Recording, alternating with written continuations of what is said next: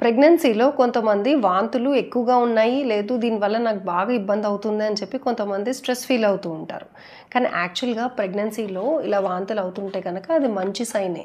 ఎందుకంటే ప్రెగ్నెన్సీని మెయింటైన్ చేసే hormone HCG hormone అనేది కరెక్ట్ లెవెల్స్‌లోని మెయింటైన్ అవుతున్నప్పుడు వాంతులు వచ్చే అవకాశాలు ఎక్కువగా ఉంటాయి.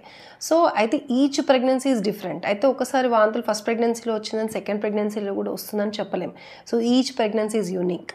తర్వాత మొదటిగా ఎప్పుడు స్టార్ట్ అవ్వచ్చు అంటే 5-6 వీక్స్ అప్పుడు కొంచెం స్టార్ట్ అయ్యి 9 వీక్స్ టైంలో అట్లా కొంచెం ఎక్కువగానే ఫీల్ అవుతూ ఉంటారు. తర్వాత యూజువల్గా మళ్ళీ 4th మంత్ అలా వచ్చేవరకు ఈ సిమ్టమ్స్ అనేవి ఫేడ్ ఆఫ్ అయిపోతూ ఉంటాయి. కాకపోతే కొంతమందికి చాలా ఎక్కువ వాంతులు అంటే రోజుకి మోర్ దాన్ 4-5 వామిటింగ్స్ కనుక అయినట్టయితే డీహైడ్రేషన్ రిస్క్ అనేది పెరుగుతుంది.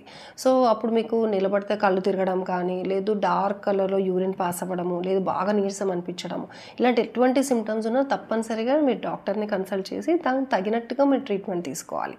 అంతేగాని వాంతులు అని చెప్పి మీరు టెన్షన్ తీసుకోవద్దు. Thank you.